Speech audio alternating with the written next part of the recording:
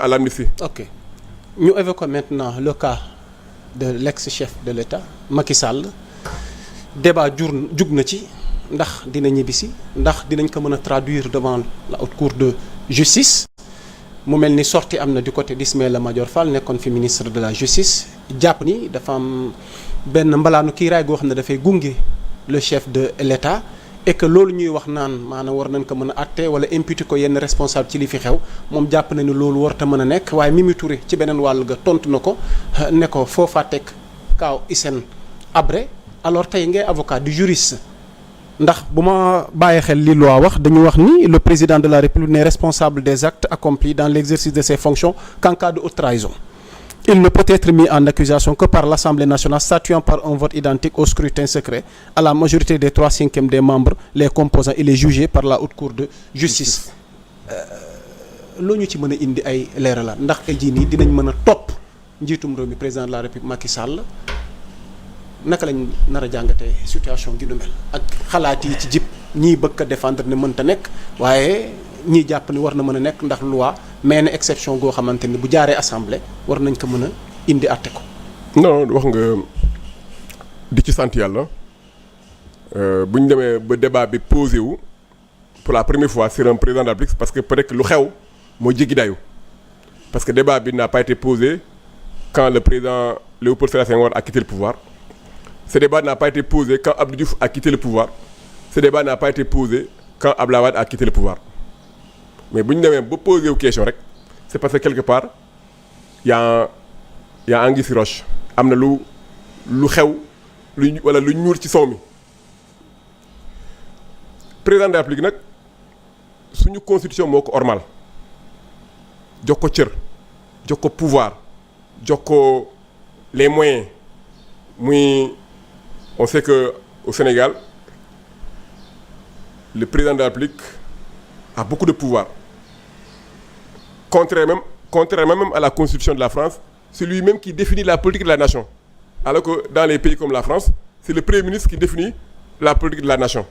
te pourtant suñu constitution boo ko xoolee parfois day xaw a nuroo mais tellement que dañoo jox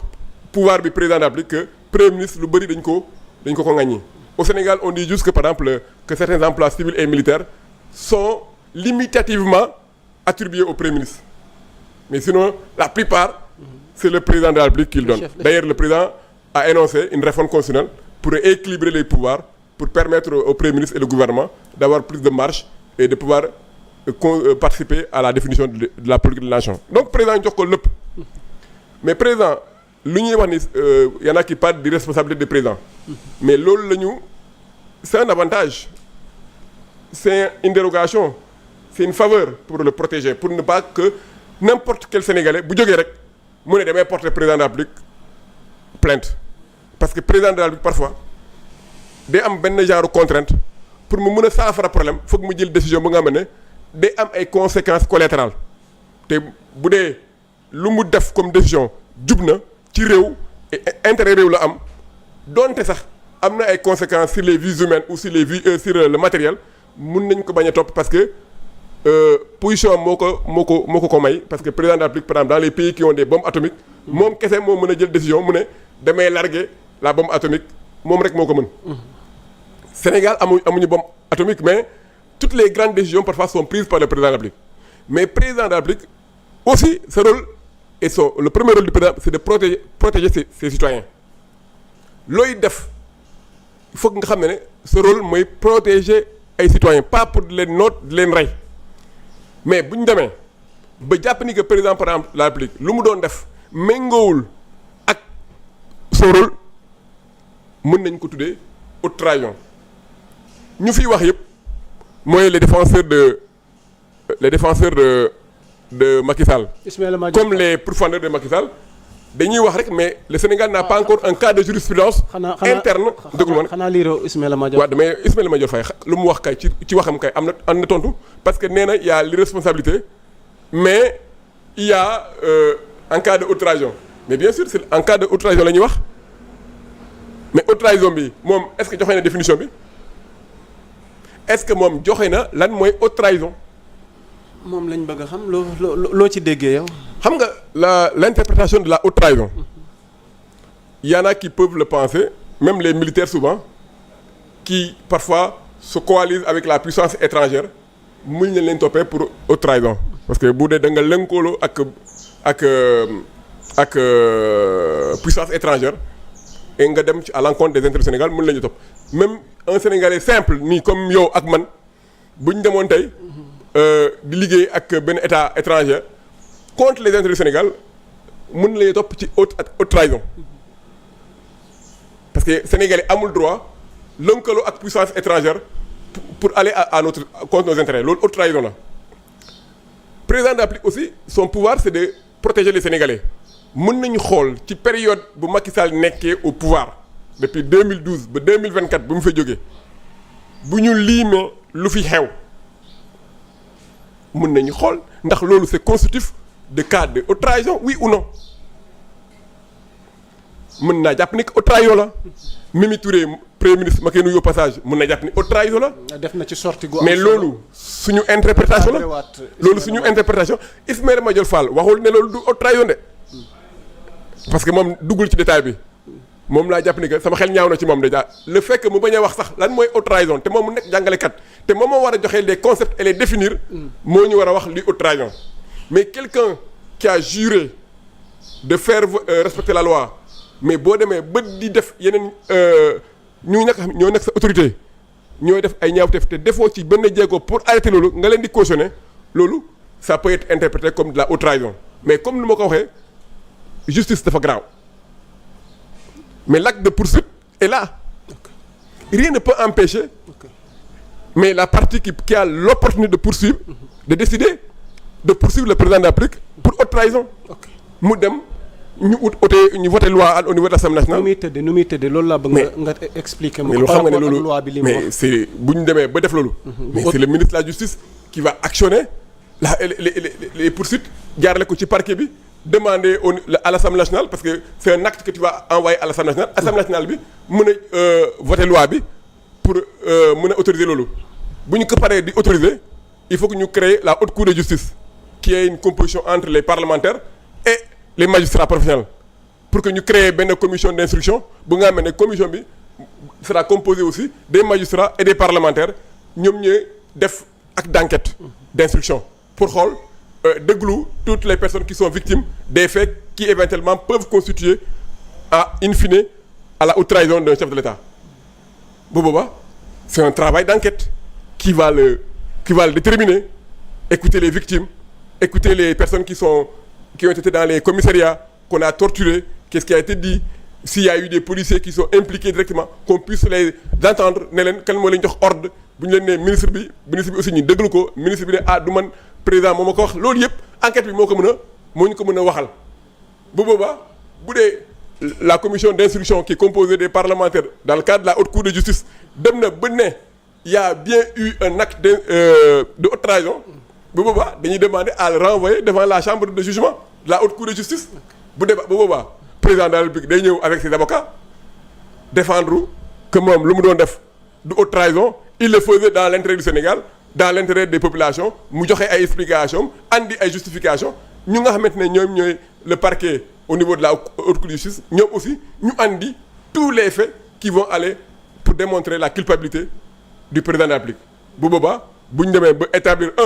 qu'il y a l'acte de haute trahison, 2 que c'est imputable au président de la République mais mën nañu ko jox ay daan loolu c'est un risque qui est là. que personne jàpp nga ni Macky mi dina ñëw. non waaw bu naroon ñëw kay nga nekk tête de liste heure bi ñëwoon nga xam nga histoire day répété kenn mënu loon imaginer par exemple que Ablaye Wade dana doon bëgg a ñëw Sénégal président Macky Sall di ko tere ay dugg aéroport te fi amoon na fi fàtte xaju fi kenn mënu loon imaginer que doomu Ablaye Wade la Macky Sall di jël di ko sànni. te Ablaye Wade ndeysaan moo defal Macky Sall lu ne ba tey mu nekk président de la République nekk am ay ndombol takk yu ne loolu mu dal Ablaye Wade ak son âge nu mu génnee pouvoir donc lu mën a dal Ablaye Wade à son âge ak sagesse bu mu am mais nga foo ne yërmande bu Sénégalais amoon sax ci Ablaye Wade boobu sax dina am ci le président Macky Sall alors que fii les cicatrices ne sont pas encore guéries les populations sont encore fâchées ceux qui sont torturés ñooñu même pour la sécurité du président de la République man digaluma ko mu ñëw. donc il est libre de venir muy tête de liste. waaw mais kenn teree ko ñëw mais xam nga aussi boo ñëwee nga assumer kenn teela ko ñëw le principe c'est quand même la libre circulation des personnes et des biens au Sénégal et il a été quand même un ancien président donc na ñëw amul problème mais jàpp naa ni que son acte même d'être candidat et diriger une tête de liste c'est même un acte même de peur de panique parce que dafa bëgg mettre en place genre un nombre de députés qui va empêcher l'Assemblée nationale de voter cet acte d'accusation au niveau de l'Assemblée nationale pour permettre aux gens d'empêcher ñu voter la loi d'amnistie bu ñu waxoon sànq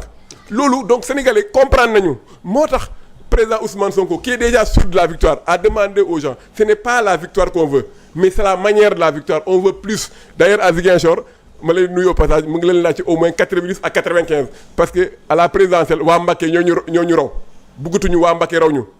te gis nañu dëmb mu ngi yoon Fouta à Ourossogui on a vu la mobilisation bu am Fouta donc ça veut dire qu'aujourd'hui les Sénégalais ont compris et je pense que lu ma lay wax ni c'est du droit man je suis pas là à faire le travail des enquêteurs ou mais je donne simplement la possibilité que le président soit mis en accusation pour haute trahison n'est pas à exclure loolu mën a nekk la c'est les textes qui le prévoient et Ismaïla Madior Fall en tant que professeur il le sait mieux que tout le monde et je vais vous dire une chose encore qui est extraordinaire parce que le statut du chef de l'État pénal am na ay réew yu nga xam ne comme France mës nañu ko définir ba cour de cassation moo ko définir cour de cassation moo tax l'article 68 de la constitution française dañ ko tëggaat après l'avis du conseil constitutionnel en 1999 sur le statut pénal du chef de l'État mu ne dans le cadre de l'exercice du chef de l'État maanaam bu muy nekk président kenn mënu ko topp moment bu mu nekkee président maanaam Macky Sall tant que mu ngi woon président mënoo ko topp dañ ko xaar ba mu pare mën nañ ko topp sans même l'envoyer à la haute cour de justice pour les faits antérieurs à son accession au pouvoir et les faits postérieurs à son accession au pouvoir Macky Sall nekkoon na ministre sous Wade ba 2012 certains faits ne sont pas prescrits donc Macky Sall est devenu citoyen après la présidence donc la cour de cassation française dans sa chambre criminelle avait dit que ces périodes-là on peut les poursuivre et les poursuites sont suspendues seulement au moment bu nga nekkee président mais tant que bu génnee présidence comme nu Macky Sall génnee présidence les poursuites vont être reprises et le délai de prescription était suspendu pendant bu mu nekkee président donc même les faits qui ont eu lieu avant que mu nekk président de 2012 à 2024 il y a 12 ans même les faits qui avaient une prescription de 10 ans sont suspendus pendant la période où Macky Sall était devenu président donc ça veut dire que tey jii la prescription a repris en 2024 notamment le 2 avril 2024 la prescription bi reprendre donc loolu c'est des possibilités qui peuvent être offertes justement aux juridictions sénégalaises suñu fekkee ne loolu mooy décision parquet bi de vouloir poursuivre le chef de l'État pour haute trahison donc nous sommes dans une situation de test parce que c'est la première fois que ce débat-là se pose et c'est une possibilité qui est vraisemblable d'autant plus que le Sénégal est le seul pays de l'Afrique à avoir jugé un ancien chef de l'État qui est Hissène Habré sous le magistère de Macky Sall donc le valable pour Hissène Habré peut être valable pour tout autre président de l'Afrique aujourd'hui à travers la jurisprudence Hissène Habré qui a eu lieu au Sénégal même s'il y a eu un schéma de mise en place par les hautes juridictions supranationales qui sont mises en place mais c'est une possibilité qui peut inspirer le Sénégal pour justifier toute éventuelle poursuite. Voilà di fàttali mbokk